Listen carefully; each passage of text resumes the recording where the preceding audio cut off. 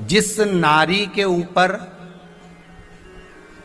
पितरों की छाया होती है, घर के बुजुर्गों की, घर के पूर्वजों की छाया होती है, ध्यान देना, वही व्रत श्रेष्ठता से कर पाती है।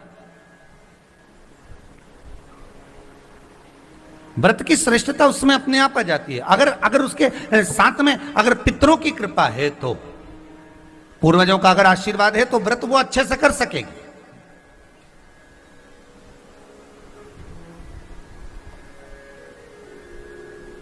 और सहज भाषा में समझ लीजिए, बहुत अच्छे से समझना इस बात को, कि मान लो, एक सरल भाषा में आप और अच्छे से समझिए उसको, बहुत अच्छे से,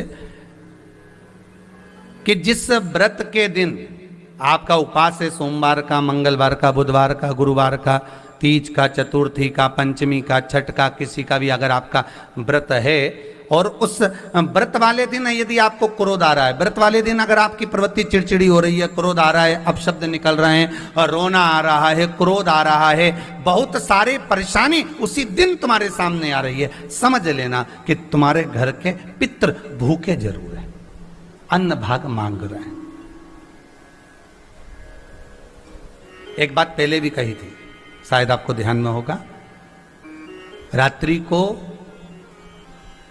सोने के बाद, विश्राम के बाद, एक बार कहा था, आप लोगों को याद होगा, कि सोने के बाद में 2 घंटे के अंदर अगर आपकी नींद खुलती है और खुलने के बाद यदि आपको भूख लग रही है, प्यास लग रही है, तो समझ लेना कि आपके पितर, आपके पूर्वज भूखे हैं, अन्न का भाग मांग रहे हैं, पानी पीने को मांग रहे हैं। उससे नहीं समझ सकते तो व्रत से समझो।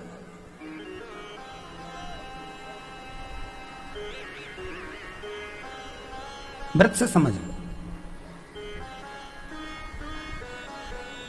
मान लो आपने व्रत किया और आपकी प्रवृत्ति चिड़चिड़ हो रही है, क्रोध आ रहा है, अपशब्द निकल रहे हैं, ताने निकल रहे हैं, या कोई कुछ कहकर चले गया और आपकी आंखों में अश्रु भर रहे हैं, आपकी आंखों में आंसू आ रहे हैं, तो वो श्रेष्ठ व्रत नहीं हो सकता, उसमें दुख है।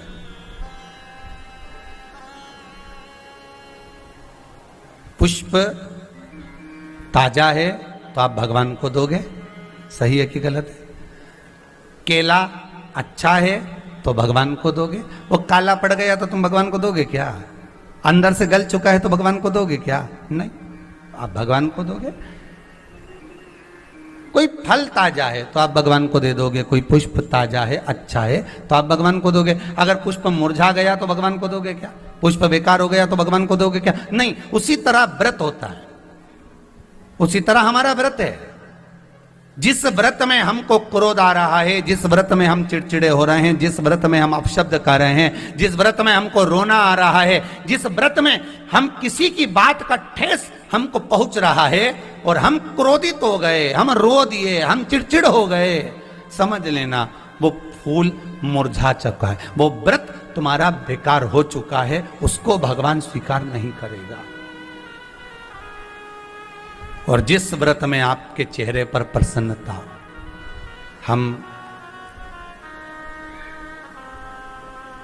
इस व्यासपीठ से कहना चाहेंगे कि जितने भी यजमान यहाँ कथा करवाने आते हैं, जितने भी यजमान यहाँ पहुँचते हैं या ऑनलाइन वहीं से बैठकर पूजन कर कर कथा करवाते हैं, हम उनको भी कहते हैं कि 7 दिन की आपकी शिव महापुराण की कथा है, 5 दिन की आपकी शिव महापुराण की कथा है, 9 दिन की आपकी शिव महापुराण की कथा है। शंकर की कथा, चाहे भागवत कथा हो, चाहे रामायण कथा हो, रामचरितमानस हो, चाहे गीता हो, जिस पुराण को आप बचवा रहे हो, जिस पुराण को आप करवा रहे हो, जो करवाने वाला होता है उसके चेहरे पर स्माइल होना चाहिए, प्रसन्नता होना चाहिए।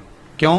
क्योंकि इस पुराण को आप अकेले नहीं सुन रहे, इस पुराण को आपके पितृलोक में विराजमान पितृ पूर्वज भी श्रवण कर रहे हैं। जितनी आपकी चेहरे पर प्रसन्नता होगी उतनी आपके पूर्वज भर भर कर आशीर्वाद देंगे। 7 दिन तक, जब तक आप कथा का रसस्वादन कर रहे हो, कथा श्रवण कर रहे हो, 7 दिन तक आपके चेहरे पर अगर प्रसन्नता है तो पूर्वजों का आशीर्वाद आप पर बना हुआ है, आप पर